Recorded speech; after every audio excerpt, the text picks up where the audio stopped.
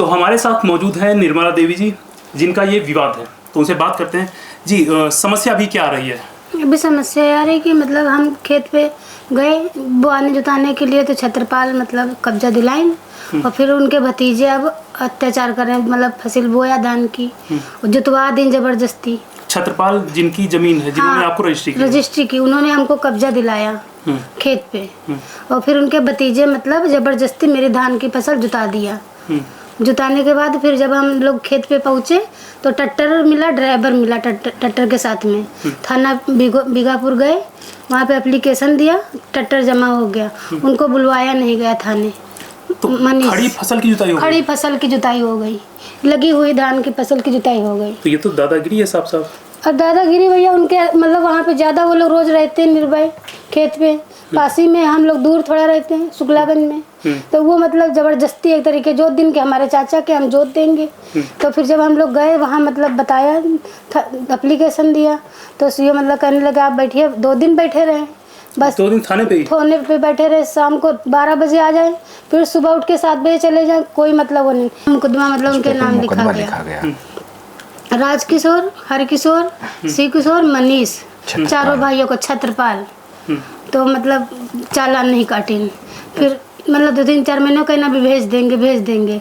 जब फिर हम कप्तान के यहाँ गए कि भैया आज तक कि हमको कोई न्यायालय नहीं मिला, हमारा खेत भी जुत गया और प्लस फिर दोबारा हमने लगवाया जैसे तैसे मेहनत करके, और फिर भी हमको मतलब अभी तक रोज 151 लगाते रहते हैं, हमेशा इसी लगा। 151 किसी ऊपर लगाते हैं? हमारे ऊपर की मतलब ये हमसे लड़ाई भिड़ाई करने आते हैं। 151, 124 ऐसी धारा लगा के हमारे ऊपर आरोप लगाते रहते हैं। तो अगर वो लोग आपका खेत जोतते हैं, हाँ, तो ये तो कहीं ना कहीं पुलिस की ही नाकामयाबी है, पुलिस का ही फेलियर है कि वो उनको रोक नहीं पाते हैं। हाँ, तो वो हमारी तरफ कोई फेवर करते नहीं है। मनीष फिर मतलब एक दिन हमारे घर भी आए, मतलब ऐसे आए जबरदस्ती करने को, जैसे उनको घर नहीं, तो मेरा पता था शुक्लागंज में, तो हम लोग काम कर रहे थे सिलाई, तो वहाँ पे इनको मतलब कहने लगे अगर आप पैसे वापस कर दो तो सही है, नहीं तो जबरदस्ती आपको वापस करना पड़ेगा ज़मीन मेरी, और मतलब पैसा ले लो, आप ज़मीन मतलब हमको दे दो। तो हम लोगों ने कहा भैया हम लोगों ने चोरी से लिखा पढ़ी नहीं करवाई, हम लोगों ने पैसा जो लिया बैंक से लिया, लोन करा के लिया है, कोई चोरी से नहीं लिया है। अगर आपके चाचा बेची ने उनके नाम है, जब भी वो बेची ने, जब मतलब फिर हम लोगों ने लिया ज़मीन खरीदे, वो पूरा 12 लाख की ज़मीन लिया हम लोगों ने, और जो घर था उसका भी मतलब कहले साल 6 महीने बाद उसकी रजिस्ट्री करवा देंगे। और फिर जब नहीं करवाएं तो फिर हम आगे मतलब बढ़े, फिर जब नहीं करवाएं फिर 12 लाख रुपए GST से दिया, 50,000 नगद दिया घर के इनके, और सारा पैसा अकाउंट में दिया। 50,000 कैश दे के, बाकी वो भी बयाने के तौर पे दिया था। और फिर जब नहीं दिन तब कहने लगे अगर पैसा नहीं लोगे तो तुम लोगों को जान से मार दें। पे तो सब लोग हम लोग सिलाई कर रहे थे, हमने भैया आपसे हाथ जोड़ के निवेदन है, यहाँ मेरे घर के अंदर आप लड़ाई नहीं कर सकते, आप बाहर चलिए, बाहर लड़ाई करिए, तो सब लोग देखेंगे जानेंगे कि यहाँ पे ऐसा मैटर हो रहा है घर के अंदर आके। फिर हमने जाके दरोगा को बताया, तो कहने एक एप्लीकेशन क्यों नहीं दिया। हमने कहा भैया आप लोग हमारा जब खेत फसल जुत गई, एक एप्लीकेशन 3 दिन बैठे रहे, 2 दिन नहीं आपने लिखा, और फिर हम भटकते रहे कि आप कोर्ट जो निर्णय देगी उसी पे निर्भर रहिए, कोर्ट निर्णय देगी उसी पे निर्भर रहिए, आज तक की दाखिल खारिज तक की नहीं, मतलब दाखिल खारिज पे रोक लगाते रहे। हमारे चाचा पागल है, तुम लोगों ने ज़बरदस्ती लिखवा लिया। हमने भैया ज़बरदस्ती लिखा तो खाते में थोड़ी ना पैसा देते उनको, हाथ में पैसा देते उनको, फिर भी वो अपनी मनमानी करते रहे। छत्रपाल भी अब उल्टे ही बोल रहे कि हमको पैसा नहीं मिला। हमारे मतलब भैया हैं जो प्रधान, उनसे कहने लगे कि ये लोग पेंशन बनवाने लगे थे, वो आए भी नहीं थे साथ में पेंशन बनवाने। अकाउंट में तो छत्रपाल जो है उन्हीं के अकाउंट में पैसा, उन्हीं के अकाउंट में भैया पैसा दिया हमने। तो अकाउंट में पैसा जो ट्रांसफर होता है उसका तो बकायदा सबूत रहता है जो आपने? हमारे पास पूरा सबूत है भैया, मेरे पास GST नंबर भी है, मतलब जितना कागज सब है मेरे पास पूरा, मतलब। और अब कह रहे हैं पैसा नहीं मिला? हमारे पास पैसा नहीं मिला, ये लोग हमको पागल बना के ले गए थे पेंशन बनवाने, जबरदस्ती वहाँ बैनामा करवा लिया। ये तो नियत बदलना होता है, शायद वक्त के साथ रेट बढ़ गए होंगे। जो भी हो भैया, कुल मिला के हमें न्याय मिलना चाहिए, हमें ज़मीन चाहिए, और जो प्लस इन्होंने अपना घर नहीं लिखवाया उसका बयाना 50,000 लिया, उसका हमको पैसा वापस कर दिए। कुल मिला के हम कैसे चुकाएंगे बैंक का कर्जा? बैंक के कर्ज की समस्या है, और हर महीने किस्त कहाँ से भरेंगे? खेती कब्जा भी हटाया जा रहा, अब तो खेत जिसकी रजिस्ट्री हो चुकी है उस पर भी कब्जा नहीं दिया जा रहा है। बहुत न्याय के लिए लोग परेशान रहते हैं। जब अकाउंट में पैसा ट्रांसफर होता है तो वो बिल्कुल पक्का पैसा माना जाता है, उसमें कोई धोखाधड़ी नहीं हो सकती है। यहाँ पर अकाउंट में पैसा ट्रांसफर होने के बाद भी न्याय नहीं मिल रहा है। उल्टा पुलिस पर आरोप है जो आपके द्वारा लगाया गया कि पुलिस भी उन्हीं के पक्ष से है जिन्होंने रजिस्ट्री तो की, लेकिन अब वापस से कब्जा चाहते हैं। अब रजिस्ट्री कर दी, पैसा ले लिया, लेकिन जमीन नहीं देना चाहते हैं। जैसे मैम ये आपके साथ पूरा मामला हुआ है, इसमें आप क्या चाहती हैं? अब क्या हमें न्याय मिलना चाहिए भैया, हमें जमीन मिलना चाहिए। जो मतलब घर का बैनामा नहीं करवाएं वो हमें पैसा मिलना चाहिए। और हमें जमीन पे मतलब कब्जा हमारा रहना चाहिए, तीसरे पक्ष को नहीं देना चाहिए। दबाव बना रहे हैं। रानीपुर प्रधान पहले 18 साल रह चुके हैं और कोई टिल्लू हैं वो भी मतलब अपना दबाव बना रहे। खेत पर भी गए थे। लड़के मोहम्मद समी 7 जनवरी से मेरी बिटिया बीमार है, जब से भैया इलाज में हम लगे। फिर हाईलाइट से जवाब हुआ, मतलब कहने लगे आप हाईलाइट ले जाइए। हाईलाइट हम मतलब करने का हाईलाइट नहीं ले जाएंगे भैया, वहाँ मतलब बहुत समस्या थी। फिर PGI के लिए रेफ़र करवा लिया। जब से मेरी बिटिया PGI में बढ़ती थी, अब जाके थोड़ा होश में आई, हम लोगों को पहचानने लगी। नहीं अभी तक पहचान नहीं पाती थी। अच्छा, वही लोग हैं जो आपके घर में आए थे और घर में आके आप लोगों को परेशान किए, जिसके बाद से आपकी बिटिया की तबीयत खराब हुई है? तबीयत मेरी बिटिया की खराब है भैया। क्या घर पे हंगामे की वजह से तबीयत खराब हुई? जी भैया, जब से आए थे हम लोगों ने कहा भैया घर के अंदर कोई खाना काबू नहीं होगा, बाहर चलिए। तो कहने लगे चाहे 27.5 लाख रुपए और लग जाए, लेकिन ज़मीन तो हम लेंगे और पैसा भी तुमको नहीं मिलेगा, आप ज़मीन वापस करेंगे ज़बरदस्ती। कौन बोला था? मनीष मेरे घर पे आए थे 4 पहिया गाड़ी लेके। उन्हीं के भतीजे जो है? हाँ, सगे भतीजे हैं उनके छोटे। कहते हैं हम पत्रकार हैं, आप पत्रकार को कभी हरा नहीं सकती, हम पत्रकार तुमको घोषित कर देगा हर चीज में। अच्छा, एक सवाल है मेरा, आपको क्या लगता है कि उनको किसका संरक्षण प्राप्त है? किसके दम पे वो लोग इतना उछल रहे हैं और आप लोगों के साथ ऐसा कर रहे हैं? वो समी प्रधान है, वो वर्तमान के प्रधान है? जी भैया। नहीं, वर्तमान प्रधान है, पूर्व प्रधान है। प्रधान पहले रहे। अच्छा, वही उनको बढ़ावा दे रहे हैं? वही उनको बढ़ावा दे रहे हैं। वो तहसील में भी आए थे एक दिन, तो हमने कहा आप पीछे क्यों खड़े, आप आगे आइए, आप अपनी लिखित यहाँ पे बहस करिए, आप लिखित गवाही दीजिए। आपको हम जानते नहीं, लेकिन अब सब लोग बताते हैं तो आपको हम पहचानते हैं। क्यों? वही समी प्रधान। हम कभी जाते नहीं भैया गाँव, ना कभी। पूर्व प्रधान है जी भैया, जब से मेरी शादी हुई हम शुक्लागंज में समझो 34 से रह रहे हैं। अपने शुक्लागंज में अपने हाथ से कमाते खाते हैं, सिलाई करते हैं हम लोग, तो अपने घर ही में टेडी बेयर बनाते हैं। अच्छा, तो उन्हीं को इसी केस में आप उनको पहचान गई कि ये समी प्रधान जी है जो भैया, इसमें? हाँ कि इनका हाथ है इसमें। अच्छा। वहाँ का तहसील आए थे तो हमने इनको पहचान गए थे। जो दादी ने मतलब मंदिर बन रहा था उसमें चाची आई थी, तो सबका चालान हुआ था, तो हमारी थोड़ी बात हुई थी हमारे पास की चाची ये लोग कौन है, तो वही लोग बताने लगे कि यही समी प्रधान है, आप पहचानती नहीं है बिटिया। अच्छा, मंदिर विवाद में भी वही आगे थे? वही थे वही लोग। तो हमको मतलब फिर हम जानते नहीं थे उनको ज़्यादा।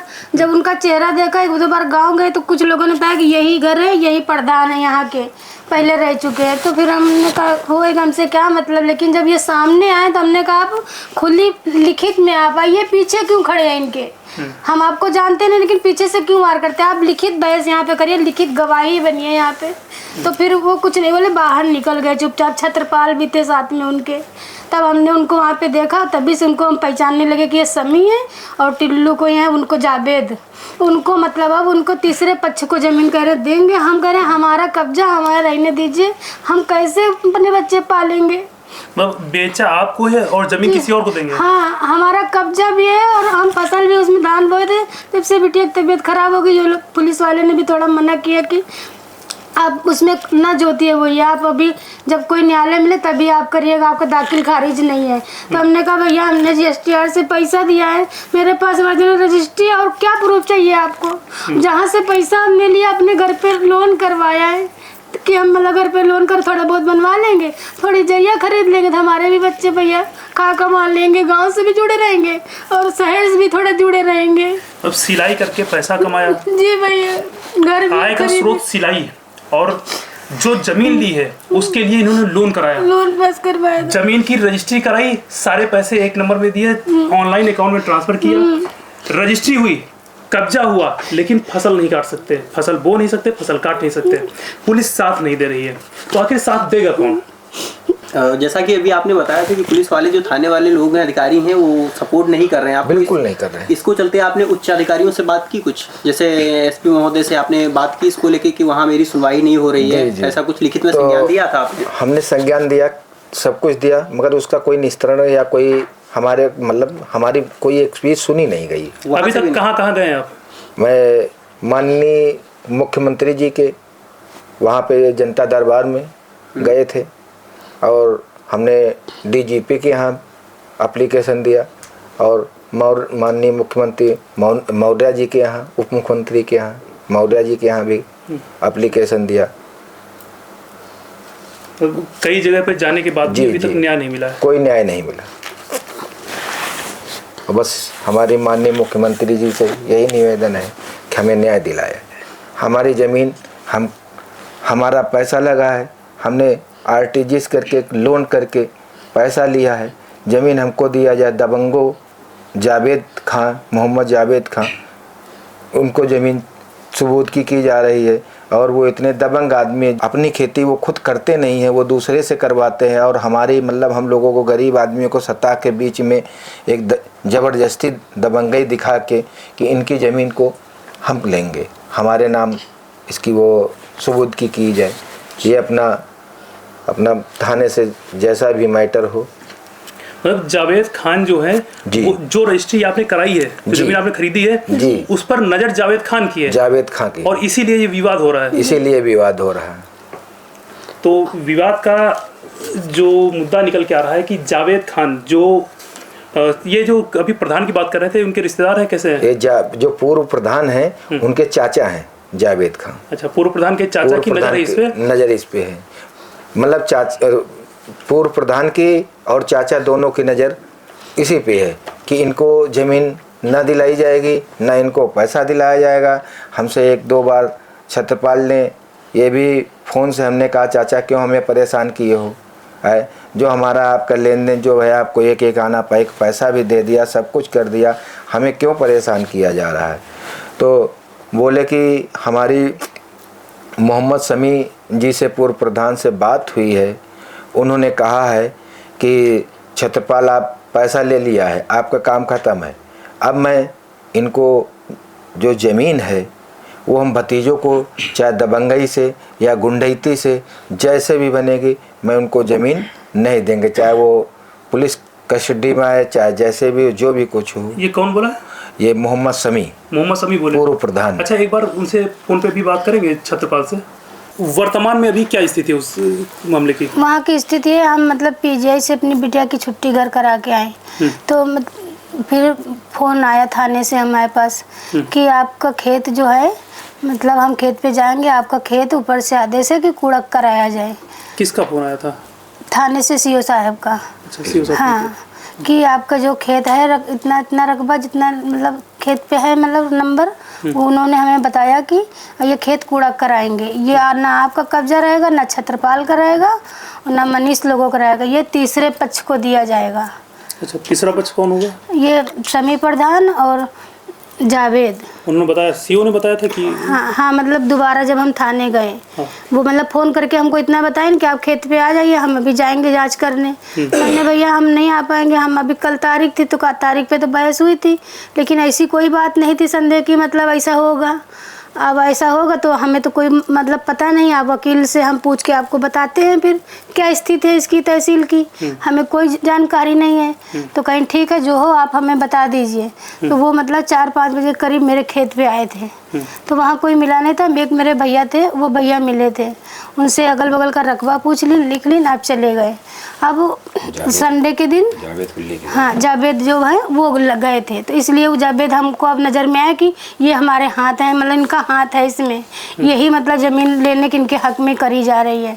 फिर संडे को 11 बजे करीब फ़ोन करी प्रधान जी भैया पास कि खेत जोतने आ रहे हैं वो लोग, उनको मना मत करिए। कौन खेत जोतने आ रहा है? वही जावेद लोग, मनीष लोग।